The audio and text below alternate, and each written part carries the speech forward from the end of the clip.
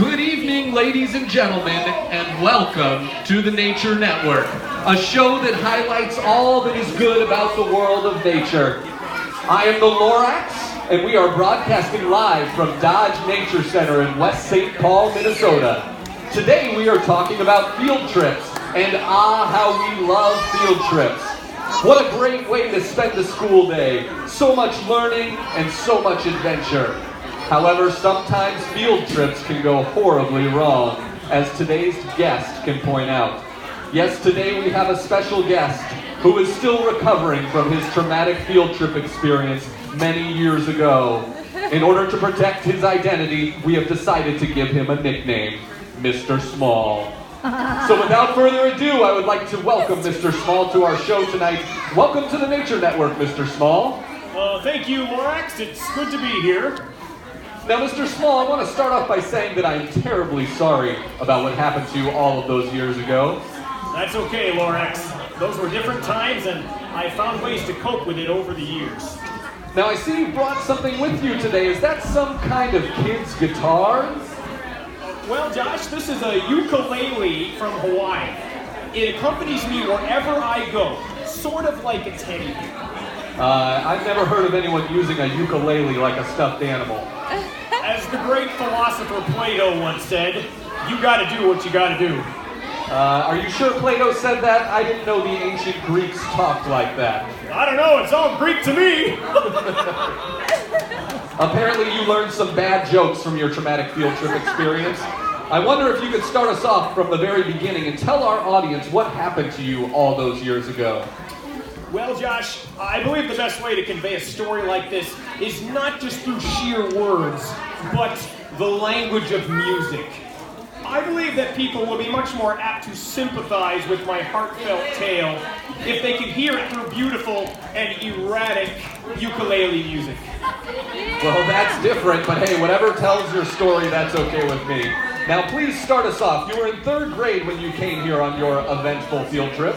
That's right. I was a 3rd grader at Garlow Elementary School. Woohoo! My teacher's name was Mrs. Applebottom. Wow, that's quite a name for a teacher. Was she nice? Well, most of the time she was nice, except when she forgot to come and pick our class up from the lunchroom, and we had to stay until dinner. And that time she forgot to pick us up from gym class, and running the mile turned into running the marathon. Oh, and that time she put me on the wrong school bus, and I had to walk uphill 2 miles in a blizzard to get home. Yeah, she must have been tenured. Yeah, whatever that means. Anyway, I remember it was a beautiful spring day, and we were scheduled to walk to Dodge Nature Center for a field trip. Mrs. Applebottom told us that if we were good at school that morning, she would let us climb Challenge Hill before our field trip began. Yes, Mr. Little, why don't you tell us a little more about Challenge Hill? Well, Josh, it's a hill and it's very challenging. Oh, Challenge Hill, the ropes we're climbing, from top to bottom and down around the side. The winter's gone and spring is here at Dodge. Oh, Challenge Hill, I love you so. Okay, so you climbed Challenge Hill. What happened after that? Well, we were scheduled to do a class called Aquatic Life, where we took little fish nets and dipped them into the pond to search for invertebrates. This is where the plot thickens, as they say. Ooh, do continue. Well, you see, we went on this floating boardwalk over a dirty, filthy pond that had all this floating green stuff on it. The naturalist that was with us pointed out this island in the distance that was called Goose Poop Island. Goose Poop Island? Does anyone live on Goose Poop Island? No, it was only a small landmass of cattails, grass, and a few trees. Plus, Lorax, there was lots and lots of goose poop. Anyway, I saw a really cool invertebrate about 5 feet away from the boardwalk, and I knew I could reach it with my net. What kind of invertebrate was it, and did you get to catch it? Well, it was a predaceous diving beetle. And as I reached out with my net, something crazy happened. That beetle was far away from me on that boardwalk. I reached out with my net and fell into the sludge. Oh, I fell into the dirty, stinky farm pond. I went down, down, down until I hit rock bottom. And it burns, burns, burns. All this bacteria swimming in the farm pond.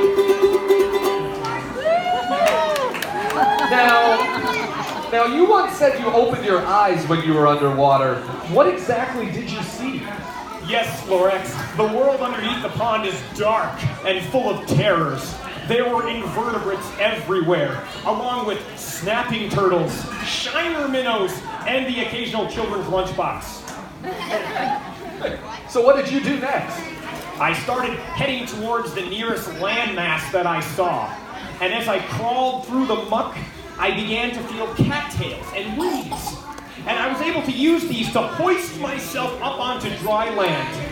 A great exhaustion overcame me, and as I laid down to rest, I rested for the next several hours. Hours? What about the rest of your class? Well, when I woke up, I looked around and realized I was lying on Goose Poop Island. I could see the boardwalk off in the distance, but my class and Mrs. Applebottom was nowhere to be found. I realized I was stranded. So, Mr. Little, what did you do next? Did you swim? Well, Josh, I remembered from my wilderness skills class that the best thing you can do in a survival situation is to stay put. So I put myself to work building a shelter using willow branches and cattail leaves. I used goose poop as glue to fashion the materials together. I managed to start a fire using my glasses to magnify the sun, which allowed me to boil pond water inside of an old rusty child's thermos. I assume the thermos had been there for decades. What about food? Well, I also know from wilderness skills that a human being can go 3 weeks without food. But I decided that I couldn't go that long. So, through acts of intimidation, I scared away some geese, and I took some delicious unfertilized eggs from their nest. The worst part of it, Lorax, was in the distance, I could hear preschoolers having fun on their Dodge adventure. I hear the preschoolers coming, they're coming around the bend, and I ain't seen my teacher since I don't know when. I'm stuck on Goose Poop Island, and it makes me sad. I just ate a rotting goose egg, and it tastes real bad. So did you at least try and call the preschool teachers for help? Every time I did, it seemed like they didn't hear me. My true savior came from the most unlikely of creatures. And what exactly was that? Remember that predaceous diving beetle I mentioned earlier? Of course I do.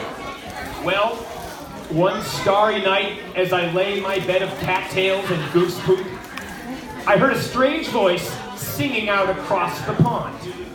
It sounded like this. In the farm pond, the stinky farm pond, the heron sleeps tonight. In the farm pond, the nasty farm pond, the heron sleeps tonight.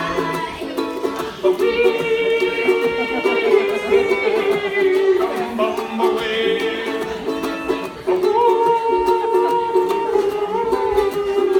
Bum away. Yeah, that's kind of weird. What does that have to do with the predaceous diving beetle?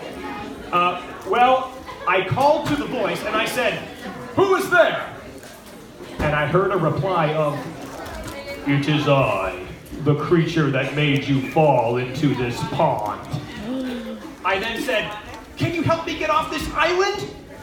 And I heard it say, "Call to the great heron. The heron will show you the way." And I asked, "How do I call the heron?" And then I heard the voice say, "The bird is the word." What does the bird is the word mean? Oh, you asked for it. I wondered that myself, Lorax. I stayed up all that night pondering it. Then the next morning I tried saying, "Bird!" really loud, and nothing happened. But then something crazy happened. I repeated exactly what the beetle had said. The bird is the word. The bird is the word. The bird is the word. Oh, well, the bird, bird, bird. Bird is the word. Oh, well, the bird, bird, bird.